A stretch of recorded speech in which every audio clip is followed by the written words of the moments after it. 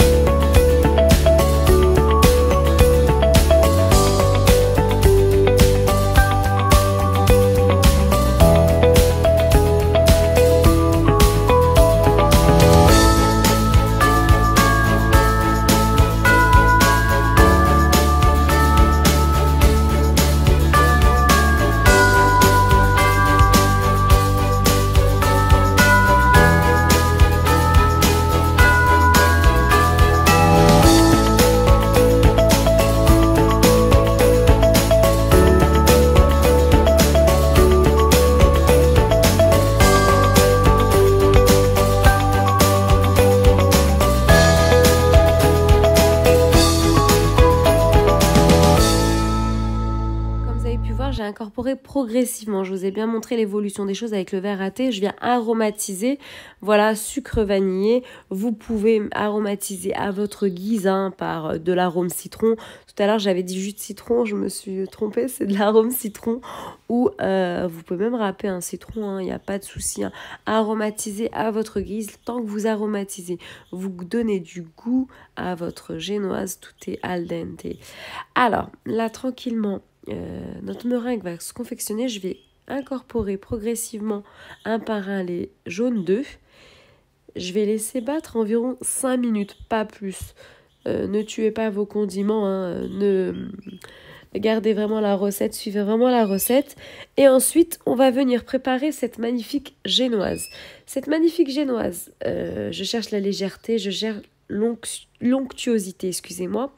Ce qui va se passer, c'est que tout d'abord, j'avais déjà fait avec vous une recette de génoise pour bûche, dans la précédente bûche d'ailleurs que j'ai réalisée, où j'ai divisé le blanc, le jaune, et j'ai travaillé ensuite une partie en fait de la préparation avec, regardez, elle est magnifique la meringue, la meringue avec les jaunes d'œufs, elle est juste magnifique. Où j'avais travaillé la partie en fait de la préparation avec de l'huile de tournesol pour pas en fait intégrer totalement l'huile de tournesol. Je vais faire exactement la même chose pour cette préparation, sauf qu'il n'y aura pas de vinaigre. Voilà, c'est à peu près la même recette légèrement revisitée. Le résultat, il est pratiquement pareil. Donc, je vous donne au maximum des recettes qui sont juste magnifiques pour que vous puissiez vous préparer pour l'arrivée des fêtes, pour l'arrivée de la confection de bûches, de roulés, de pâtisseries. En toute légèreté. Donc là, je viens simplement récupérer une cuillère comme j'ai fait pour la dernière préparation de bûches. Une cuillère bien copieuse, bien bombée.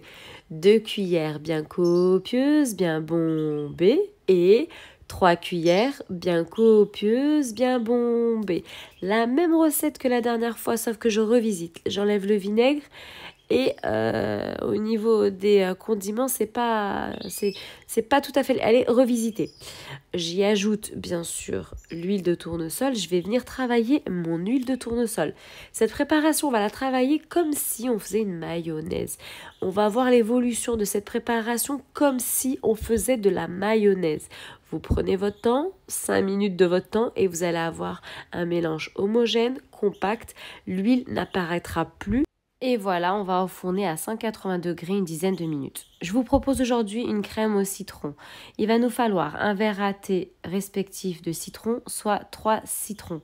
3 citrons que j'ai pressés. 3 œufs, 3 quarts de verre à thé de sucre semoule et bien sûr 125 g de beurre. Voilà, mou si possible pour bien qu'il soit travaillé tout simplement. Dans un premier temps, je viens récupérer une casserole, je viens incorporer mes 3 œufs, mon sucre et mon jus de citron. Et ensuite, qu'est-ce que je vais faire? Je vais utiliser uniquement mon fouet. Donc, qu'est-ce que je vais faire? Je vais d'abord bien touiller dans ma casserole pour bien faire intégrer le sucre avec les œufs et le jus de citron.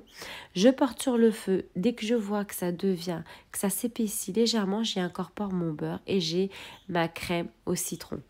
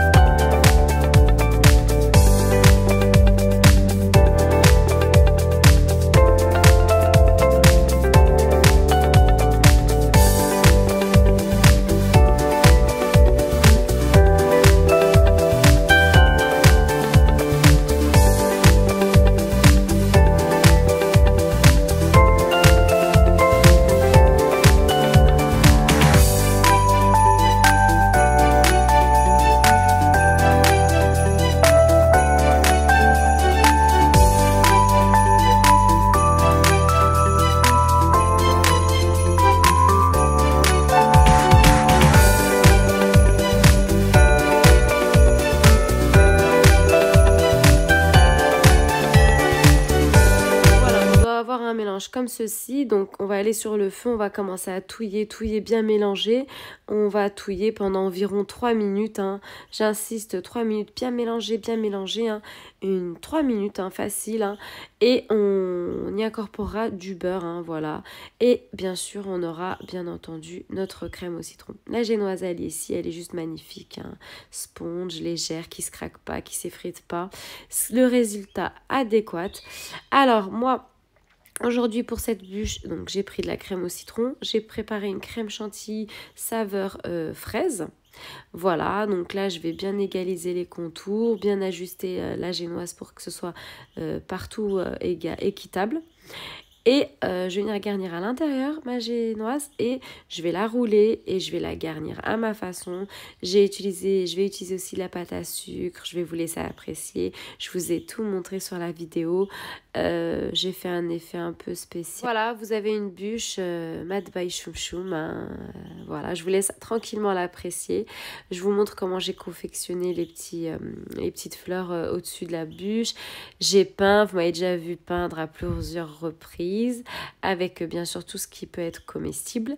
Et voilà, je vous montre en fait là le fait que je travaille bien la pâte à sucre avec 2 coloris pour vous montrer ce que vous pouvez faire avec la pâte à sucre. Vous pouvez mélanger les couleurs. Moi personnellement j'ai mélangé les couleurs, mais quand j'ai apposé sur la bûche, j'ai peint par-dessus, j'ai fait en fonction de ce que ça donnait.